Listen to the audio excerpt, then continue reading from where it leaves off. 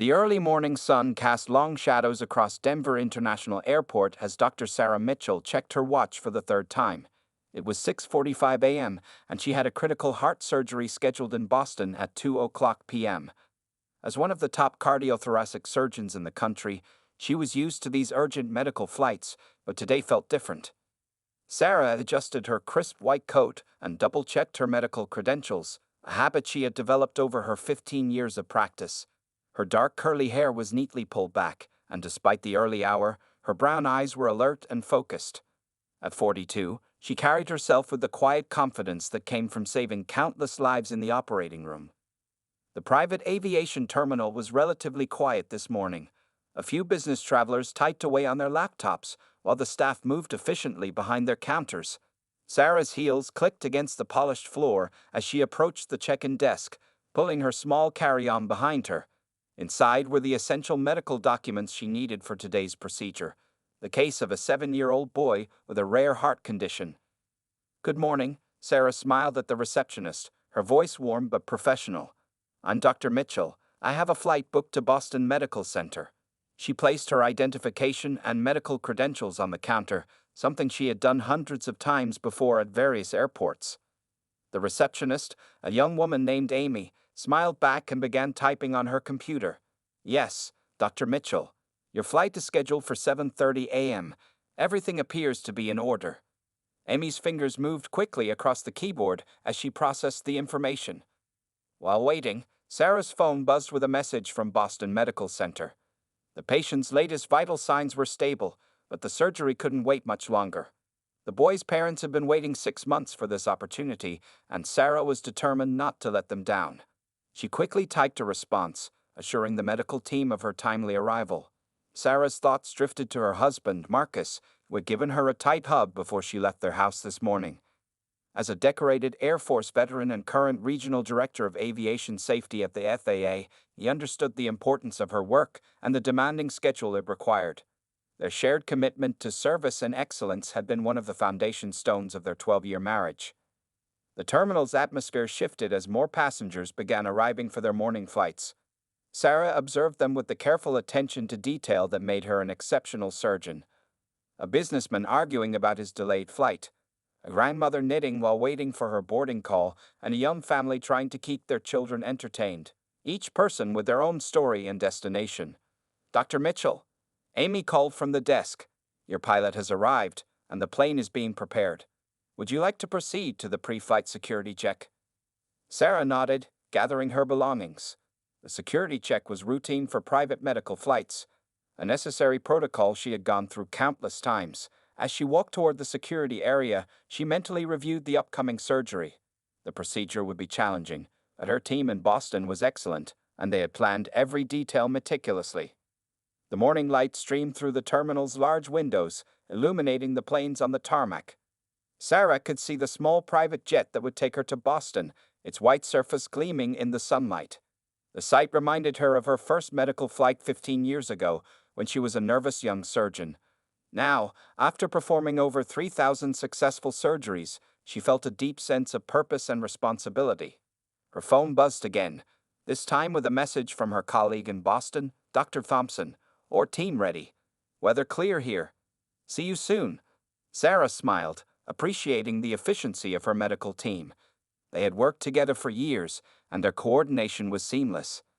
As she approached the security checkpoint, Sarah took a deep breath, centering herself for the day ahead. She had no way of knowing that in the next few minutes, her routine medical flight would turn into something entirely unexpected, challenging not just her professional composure, but also exposing a deeper issue that would ripple through the aviation industry. Captain James Weber stood at the private terminal's pilot lounge, finishing his third cup of coffee. At 55, with graying hair and 25 years of flying experience, he carried himself with an air of authority that often bordered on arrogance.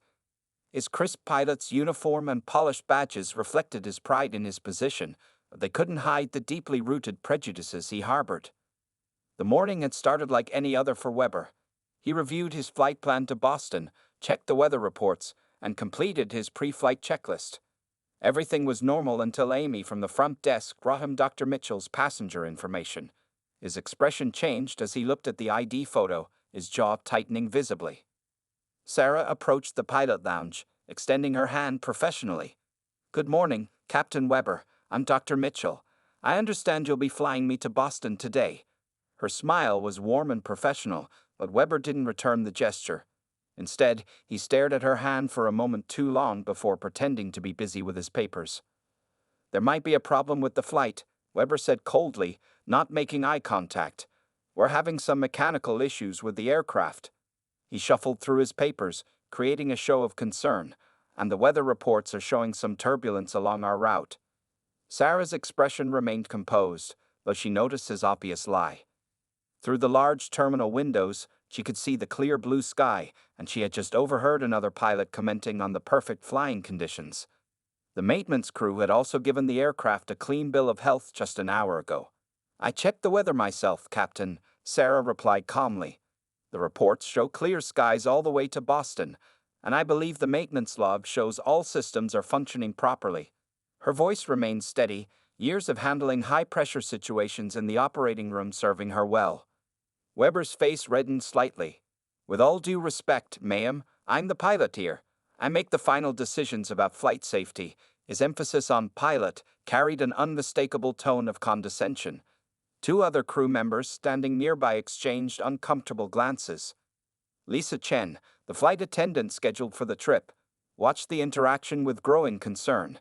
She had worked with Weber before and had noticed his pattern of behavior with certain passengers. Taking out her phone discreetly, she stepped away and dialed the airline's operations center. Sarah took out her medical credentials again. "Captain Weber, I have a 7-year-old patient waiting for emergency heart surgery in Boston. Every minute of delay puts his life at greater risk. If there are genuine technical issues, I need to know now so I can make alternative arrangements." Weber's response was immediate and dismissive. "Perhaps you should consider taking the commercial flight instead. I'm sure there are plenty of other options available." His emphasis on other made his prejudice clear to everyone within earshot. The terminal had grown quieter, with other passengers and staff trying not to stare while obviously listening to every word. Amy, the receptionist, was now on the phone as well, her expression serious as she spoke in hushed tones. Sarah maintained her professional demeanor, though her heart raced with a mixture of anger and concern for her patient. "Captain Weber, I'll ask one more time. Are there any actual mechanical issues preventing this flight from departing on schedule?" Before Weber could respond, his co-pilot, Mark Thompson, stepped forward. "Sir, I've just completed the pre-flight inspection. The aircraft is in perfect condition, and weather reports show optimal flying conditions." His voice was firm, clearly uncomfortable with his superior's behavior. Weber shot his co-pilot a sharp look of betrayal. "I'm the captain, and I say this flight is delayed pending my personal inspection of the aircraft systems." His voice had risen slightly, drawing even more attention from others in the terminal. At that moment, Lisa returned from her phone call, her expression determined. She approached Sarah and spoke quietly. "Dr. Mitchell, would you mind waiting just a few minutes? I believe we'll have some resolution very shortly." She glanced meaningfully at her phone, indicating that help was on the way. The tension in the terminal was palpable as Weber stood his ground, his prejudice now fully exposed to everyone present. What he didn't know was that his career was about to change dramatically in the next few minutes, as the consequences of his actions were already being set in motion. The next 15 minutes in the terminal felt like hours. Sarah stood near the large windows, phone in hand, sending updates to her medical team in Boston. Though her exterior remained calm, her mind raced with concern for her young patient. Behind her, she could hear the whispers and movements of other passengers and staff, all witnessing the unfolding situation. Lisa Chen, the flight attendant, was busy documenting everything. Her fingers moved quickly across her phone screen as she typed out detailed notes about Weber's behavior and exact quotes from his conversation with Dr. Mitchell. In her 12 years of flying, she had never filed such a comprehensive incident report. "I've seen him do this before," whispered Tom Rodriguez, a ground crew member, to Lisa. "Remember that businessman from Nigeria last month?" Weber suddenly claimed fuel system problems that disappeared as soon as another pilot took over. Lisa nodded grimly, adding this information to her report. The co-pilot, Mark Thompson, approached Sarah with an apologetic expression. "Dr. Mitchell, I want you to know that most of us here don't share Captain Weber's. He paused, choosing his words carefully. Views. I've already contacted our chief pilot about the situation. Sarah appreciated his support, but kept her focus on her patient. She opened a text message from Boston Medical Center showing the latest vital signs of young Tommy, her 7-year-old patient. His condition was stable. The surgery couldn't wait much longer. She showed these readings to Mark. A child's life is at stake here, she explained quietly. Every minute we waste increases the risks. Her words carried no anger, only professional concern and determination. Meanwhile, Weber paced near the pilot's lounge, making a show of reviewing weather reports and mechanical logs. His face had grown increasingly red as he realized more people were gathering in the terminal, witnessing his behavior. Several passengers had their phones out, recording the incident discreetly. Amy, the receptionist, had been busy making calls of her own. She had reached out to the airline's senior management and was now speaking with their legal department. Yes, sir, she said into her phone. Captain Weber specifically claimed mechanical issues, but our maintenance log shows the aircraft passed all checks just an hour ago. I have copies of everything here. The tension in the terminal shifted when Jennifer Martinez, the airport's head of operations, strode through the doors. Her presence commanded immediate attention as she made her way to the scene. Weber straightened his uniform, his expression changing from arrogant to uncertain. Captain Weber, Jennifer called out, her voice firm and professional. I need to speak with you immediately. She held a tablet showing various reports and communications from the last hour. And Dr. Mitchell, please stay nearby. We're resolving this situation right now. As Weber followed Jennifer to a private office, Lisa approached Sarah with a cup of water. Dr. Mitchell, I want you to know that we've contacted several people who can help. Your flight will definitely happen today. She paused before adding, and there's something else you should know. We've had 3 similar incidents with Captain Weber in the past 2 months. Today's situation is helping us expose a pattern. Sarah took a sip of water, processing this information. Her phone buzzed again, this time with a message that would change everything. Her husband, Colonel Marcus Mitchell, had been notified of the situation. As the regional director of aviation safety at the FAA, his involvement would ensure this incident received proper attention. Through the office windows, everyone could see Jennifer Martinez speaking sternly to Weber, whose face had lost all its previous arrogance. He sat. Colonel Marcus Mitchell was reviewing safety reports in his office when his phone rang. The caller ID showed Lisa Chen's number, a flight attendant he had worked with on several aviation safety investigations. His instincts told him this wasn't a routine call. Colonel Mitchell, Lisa's voice was professional but urgent. We have a situation at Denver International. It involves your wife, Dr. Mitchell, and Captain James Weber. She quickly explained the morning's events, her voice growing tense as she described Weber's discriminatory behavior. Marcus's expression hardened as he listened. At 55, the decorated Air Force veteran had dealt with numerous cases of misconduct, but this one was personal. He stood up from his desk, already gathering his credentials. I'm 15 minutes away. Don't let Weber leave the airport. The drive to the airport was quick, with Marcus's mind racing through regulations and procedures. His military training helped him stay focused, though his hands gripped the steering wheel tighter than usual. This wasn't just about his wife. It was about addressing a serious breach of aviation ethics. At the terminal entrance, Marcus adjusted his FAA uniform and straightened his badge. His tall figure and military bearing commanded attention as he walked through the doors. The terminal fell silent as people recognized the regional director of aviation safety's arrival. Jennifer Martinez met him at the entrance. Colonel Mitchell, thank you for coming quickly. Captain Weber is in my office, and we gathered statements from multiple witnesses. She handed him a tablet containing the morning's incident reports and previously filed complaints against Weber. Marcus nodded, his expression grave as he reviewed the documents. How many other incidents? He asked, scrolling through the reports.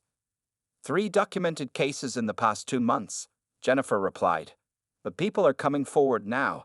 It seems there were more that went unreported. They walked toward the office where Weber was waiting. Through the glass walls, Marcus could see his wife speaking with the medical team in Boston via phone. Her composure, even in this situation, reminded him why he had fallen in love with her 15 years ago. Sarah looked up as Marcus passed, giving him a small nod. They had always maintained professional distance at work, but her eyes conveyed both relief and determination. The 7-year-old patient in Boston was still her primary concern. Inside the office, Captain Weber stood up abruptly when Marcus entered. The pilot's previous arrogance had disappeared, replaced by nervous tension as he recognized the FAA director's uniform. Captain Weber, Marcus's voice was calm but carried the weight of authority. I understand you're refusing to fly today due to mechanical issues and weather concerns. He opened the maintenance log on the tablet. Yet our records show the aircraft passed all safety checks this morning, and the weather is clear to Boston. Weber shifted uncomfortably. Sir, as the captain, I have final say over flight safety. I was just being cautious. Let's be clear, Captain, Marcus interrupted, placing his FAA badge on the desk. I've reviewed the situation, including witness statements and your history of similar incidents. This isn't about safety, it's about discrimination, and that's unacceptable in aviation. Jennifer stepped forward with additional documents. We have testimonies from other crew members about previous incidents, Captain Weber. Your pattern of behavior is now officially under investigation. Weber's face paled as he realized the severity of his situation. I was just following protocol. His voice trailed off as Marcus raised his hand. Protocol? Marcus's voice was steady but firm. Protocol is about safety, not prejudice. You violated airline policies, FAA regulations, and federal anti-discrimination laws. As of this moment, you're grounded pending a full investigation. The office fell silent. Through the windows, they could see other staff members and passengers watching the scene unfold. Lisa Chen was already coordinating with another pilot who would take over the flight to Boston. Weber slumped in his chair, his career of 25 years crumbling before him. His actions, hidden behind false claims of safety concerns, were finally facing proper scrutiny and consequences. The next hour at Denver International Airport moved quickly as official proceedings began. The private terminal's conference room had been transformed into an impromptu investigation headquarters. Captain Weber sat at one end of the long table, his pilot's cap placed in front of him, looking much smaller than he had earlier that morning. Colonel Marcus Mitchell was methodically gathering evidence. He recorded statements from crew members, each one revealing more about Weber's pattern of discrimination. Lisa Chen, the flight attendant, presented her detailed notes and recordings from previous incidents that she had carefully documented but had been afraid to report until now. Last month, Lisa explained, showing her logbook, Captain Weber refused to fly Mr. Adebayo, claiming sudden fuel system issues. The same aircraft flew perfectly fine an hour later with a different pilot. Her voice was steady as she added, I have 5 similar incidents documented here. Jennifer Martinez, the head of operations, spread out the maintenance records across the table. Every single time Captain Weber claimed mechanical issues, our logs show the aircraft was in perfect condition. The pattern is undeniable. She highlighted dates and times that matched perfectly with Lisa's documentation. Weber's face had lost all color as he watched more evidence pile up. His hands trembled slightly as he reached for a glass of water. I can explain, he started, but his voice lacked its earlier confidence. These were all legitimate safety concerns. Stop, Colonel Mitchell interrupted firmly. Every false safety report you filed put the airline at risk and violated federal regulations. He placed another document on the table. This isn't just about discrimination anymore, Captain. This is about repeatedly filing false flight safety reports. Tom Rodriguez, the ground crew member, stepped forward with his own records. Sir, he addressed Colonel Mitchell, I've worked here for 12 years. I can confirm that Captain Weber specifically targeted passengers based on their race. He would suddenly find problems with planes that had just passed all safety checks. Sarah Mitchell had moved to a corner of the conference room, still coordinating with her medical team in Boston while watching the proceedings. Her presence served as a constant reminder of the real-world impact of Weber's actions, a critically ill child waiting for surgery. The airline's regional director, Michael Thompson, joined the meeting via video call. His face on the large screen looked grave as he reviewed the mounting evidence. Captain Weber, your actions have put our airline at serious legal risk. We're initiating immediate termination proceedings. Weber's arrogance had completely crumbled. Please, his voice cracked, I've been flying for 25 years. My record was clean until you got caught, Jennifer finished firmly. How many careers did you affect? How many important trips did you delay? How many lives did you put at risk with your prejudice? Colonel Mitchell stood up, his military bearing commanding attention. As of this moment, Captain Weber, your pilot's license is suspended pending a full FAA investigation. You'll receive official notification within 24 hours. I'm also recommending a review of all your flight records from the past 5 years. The room fell silent as Weber finally seemed to grasp the severity of his situation. Years of discriminatory behavior, hidden behind false safety claims, had caught up with him. His career wasn't just in jeopardy, it was effectively over. Lisa approached with one final piece of evidence, a USB drive containing videos from passengers who had recorded Weber's behavior that morning. The airline's legal team will need these, she said quietly, placing it on the table. Michael Thompson spoke again from the video screen. Dr. Mitchell, your replacement pilot will be ready in 15 minutes. We've arranged priority clearance for your flight to Boston. He paused, then added, and Captain Weber, please surrender your airline credentials to Jennifer before leaving the premises. Weber slowly removed his pilot's wings from his uniform. His hands shook as he placed them on the table, along with his airline ID and security badge. 25 years of aviation career reduced to a small pile of metal and plastic, all because he had chosen discrimination over duty. Captain Maria Rodriguez arrived at the terminal with purpose in her steps. At 45, she was one of the airline's most experienced pilots, with an impeccable 20-year flying record. She had been specifically requested by the airline's executive team to handle this sensitive situation. Dr. Mitchell, Maria approached Sarah with a warm, professional smile. I'm Captain Rodriguez. I'll be flying you to Boston today.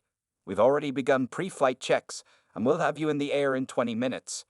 Her confident tone helped ease the tension that had built up over the morning. The terminal's atmosphere had shifted dramatically. Where there had been uncomfortable silence and tension earlier, now there was purposeful activity. Ground crew members moved efficiently, preparing for the delayed but now certain departure. Lisa Chen was already aboard the aircraft, ensuring everything was perfectly prepared.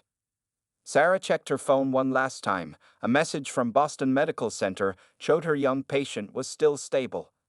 Thank you, Captain Rodriguez, she said, genuine relief in her voice. The surgical team in Boston is standing by. Meanwhile, the airline's executive response continued to unfold. Richard Thompson, the airline's CEO, had joined the video call from headquarters. His silver hair and serious expression filled the conference room screen as he addressed the situation. Dr. Mitchell, Richard began, on behalf of our entire airline, I want to extend our deepest apologies for this morning's inexcusable incident.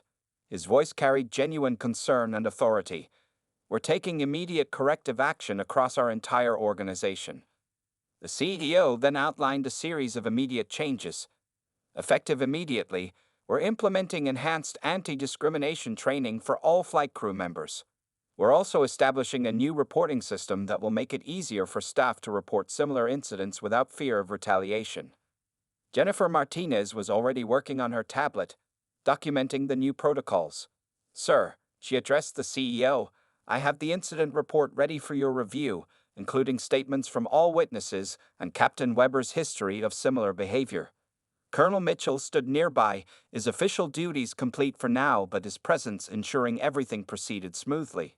He watched as the replacement flight crew efficiently prepared for departure, their professionalism a stark contrast to Weber's earlier behavior. The airline's legal team, represented by Shuzhen Chang, joined the conversation. We're preparing a formal apology statement, she explained, and we're reviewing all complaints filed against Captain Weber to ensure proper compensation for any affected passengers. Captain Rodriguez returned from her pre-flight inspection. Dr. Mitchell, we're ready when you are. Weather is clear to Boston, and we've been given priority clearance for takeoff. She gestured toward the jet bridge, where Lisa Chen waited to escort them to the aircraft. As Sarah gathered her medical documents, other passengers in the terminal, who had witnessed the entire morning's events, began to applaud spontaneously. The show of support reflected a community standing against discrimination and celebrating justice being served. Tom Rodriguez, who had helped expose Weber's pattern of behavior, approached Sarah before she left. "Dr. Mitchell, thank you," he said quietly. "Because of what happened today, a lot of people will finally feel safer flying with us." The airline's CEO made one final announcement before ending the video call. "We're establishing a new diversity and inclusion council," he declared. "And we'd be honored, Dr. Mitchell, if you would consider being part of it once your schedule permits." Sarah smiled thoughtfully at the invitation as she walked toward the jet bridge. Behind her, the conference room was still buzzing with activity as the airline's leadership continued implementing their immediate response plan. Captain Rodriguez led the way to the aircraft, her professionalism and warmth setting exactly the right tone for the flight ahead. As they walked, she briefly explained their flight plan to Boston, demonstrating the transparency and respect that should have been present from the start. The morning sun now streamed brightly through the terminal windows, symbolic of the clarity and justice that had emerged from what began as a dark situation. In just a few minutes, they would be airborne, making up for lost time as they headed to Boston, where a young patient awaited his life-saving surgery. The flight to Boston took exactly 2 hours and 15 minutes. Captain Rodriguez made up for lost time by efficiently coordinating with air traffic control for priority routing. In the cabin, Dr. Sarah Mitchell reviewed her surgical plans while Lisa Chen ensured she had everything she needed. As they touched down at Boston Logan International Airport, a special medical transport team was already waiting on the tarmac. Sarah gathered her materials quickly, and Lisa handed her a card with the signatures of the entire flight crew. "Thank you for standing strong, Dr. Mitchell," Lisa said softly.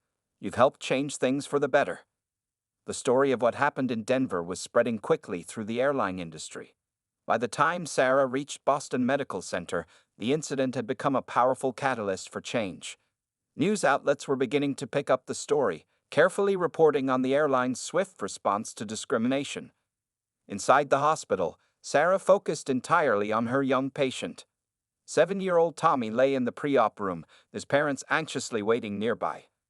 "Dr. Mitchell, we were so worried you wouldn't make it," Tommy's mother said, tears in her eyes. She had no idea about the morning's events. To her, Sarah was simply the skilled surgeon who had arrived to save her son. The surgery lasted 6 hours. Sarah's steady hands and focused mind never wavered as she repaired Tommy's heart. Her team worked in perfect coordination, and by early evening, she was able to tell his parents that the surgery had been a complete success. Meanwhile, back in Denver, the impact of the morning's events continued to ripple through the aviation community. The airline's corporate headquarters had turned into a hub of activity as they implemented immediate changes. Jennifer Martinez led an emergency training session for all flight crew members, using the morning's incident as a case study. "Today, we're learning how to recognize and respond to discrimination," she explained to the assembled staff. "More importantly, we're learning how to prevent it."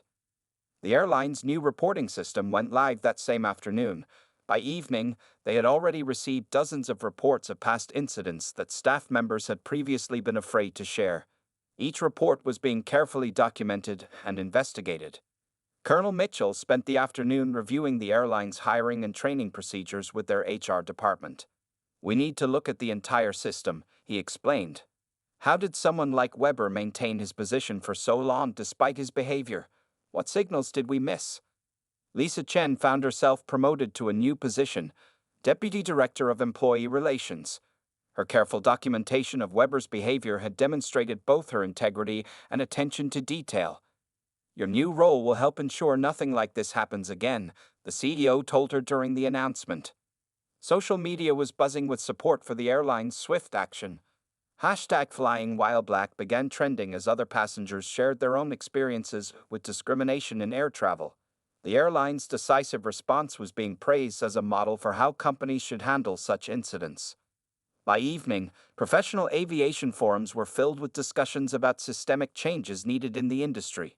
Pilots, flight attendants, and ground crew members from various airlines joined the conversation, sharing their own experiences and suggestions for improvement.